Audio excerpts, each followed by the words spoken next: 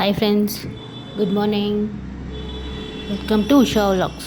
இன்றைக்கி நம்ம சூப்பரான ஒரு பன்னீர் கிரேவி தான் பார்க்க போகிறோம். இது நம்மளுக்கு சப்பாத்தி, பூரி, நான், பரோட்டா எல்லாத்துக்குமே சூப்பராக இருக்கும். அது எப்படி செய்கிறது பார்க்கலாம் வாங்க. ஃபஸ்ட்டு ஒரு 100 கிராம் பன்னீர் எடுத்துன்னு இருக்கேன்.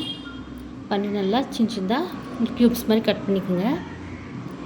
கட் பண்ணிட்டு ஒரு தவா வச்சு நல்லா எண்ணெய் ஊற்றி அது நம்ம ஃப்ரை பண்ணிக்கலாம். சின்ன சின்ன ஸ்லைசஸாக வச்சு கட் பண்ணிவிட்டு நம்ம அதில் ஒன்றா வச்சு நம்ம ஃப்ரை பண்ணிக்கலாம். உடையாத மாதிரி மொல்லமாக ஃப்ரை பண்ணுங்கள். ஸ்லிம்மில் வச்சு ஃப்ரை பண்ணுங்கள், தீஞ்சிடும், அடி பிடிக்கும்.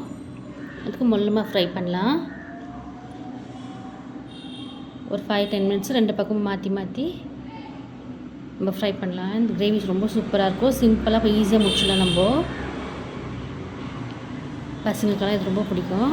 இப்போ 2 சைடும் நான் ஃப்ரை பண்ணியிருக்கேன் பாருங்க. ஒடியாமல் ஃப்ரை பண்ணுங்கள்.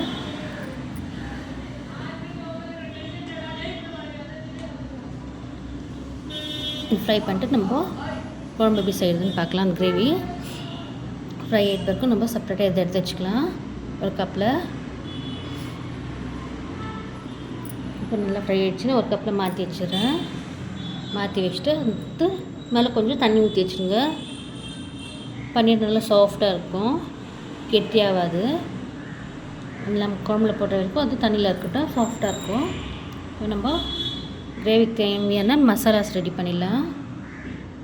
ஒரு கடாயை வச்சு ஒரு 2 ஸ்பூன் எண்ணெய் ஊற்றுங்க. இது நான் 4 பேர் சாப்பிட்ற மாதிரி கிரேவி செய்கிறேன்.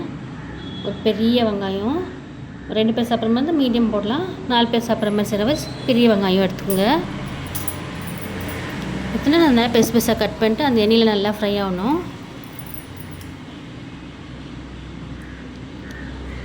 கோல்டன் ப்ரௌனாக வரட்டும், அதை இப்போ ஃப்ரை பண்ணுங்கள்.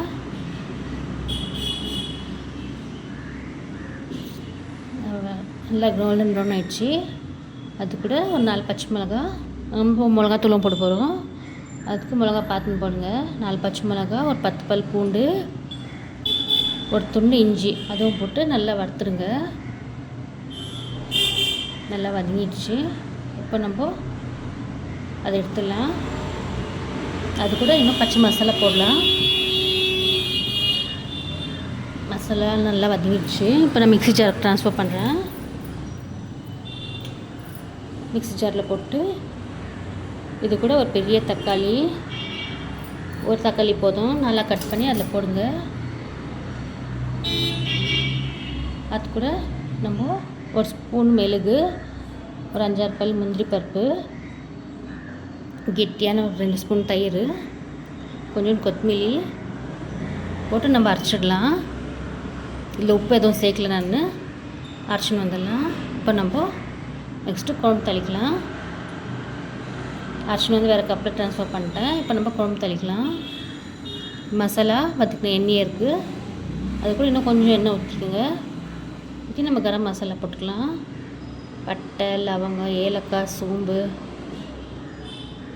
எல்லாம் போட்டு நம்ம குழம்பு தளிக்கலாம். எண்ணெயில் போட்டுருங்க. நல்லா ஃப்ரை ஆகட்டும். அப்புறமா மீடியம் சைஸ் ஒரு வெங்காயம் எடுத்து நல்லா கட் பண்ணி சின்ன சின்னதாக கட் பண்ணி அதில் போடுங்க. நல்லா ஃப்ரை ஆகட்டும். சிம்மில் வச்சு ஃப்ரை பண்ணுங்கள். இது எவ்வளோ நம்ம ஃப்ரை பண்ணுமோ அவ்வளோ டேஸ்ட்டாக இருக்கும். தீயக்கூடாது, சிம்மில் வச்சு நல்லா ஃப்ரை பண்ணுங்கள். நல்லா ஃப்ரை ஆகிடுச்சு. அது கூட கொஞ்சோண்டு பூண்டு நசுக்கி போடுங்க. நசுக்கி போட்ட வரைக்கும் நம்ம அதுவும் நல்லா ஃப்ரை ஆகட்டும். இப்போ அரைச்சி வச்ச மசாலா அதில் ஊற்றலாம்.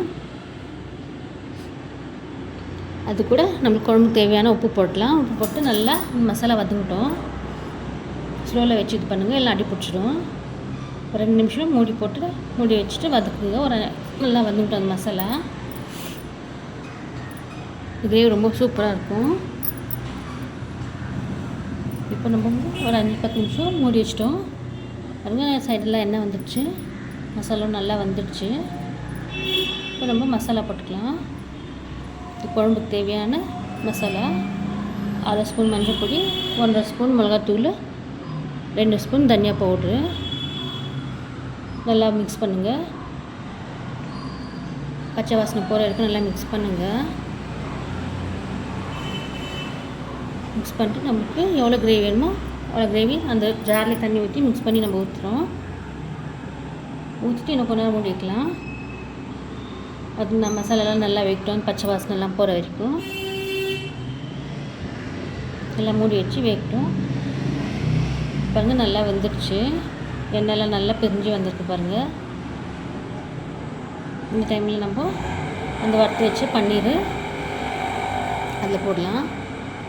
அதுக்குன்னு கஸ்தூரி மேத்தி ஒரு ஸ்பூனு, அரைச்சி வச்ச ஜீரகப்பொடி, கரம் மசாலா ஒரு ஸ்பூனு, ஃப்ரெஷ் க்ரீமு வேணுக்கா நீங்கள் ஒரு 2 ஸ்பூன் போட்டுக்கலாம். போட்டு நல்லா ஃப்ரை பண்ணுங்கள்.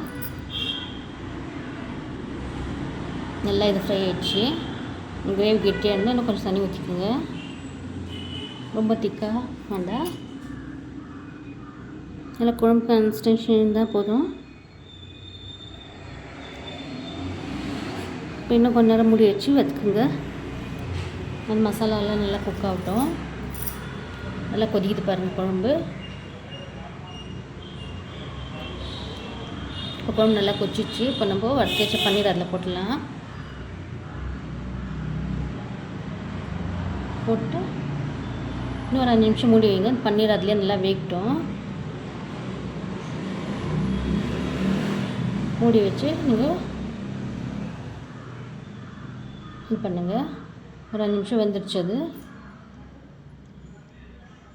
லாஸ்ட்டில் குழம்புக்கு நல்லா கொச்சிச்சு, பன்னீரை வெந்துடுச்சு. கொத்தமல்லி போட்டு நம்ம வேறு கப்பில் ட்ரான்ஸ்ஃபர் பண்ணிடலாம்.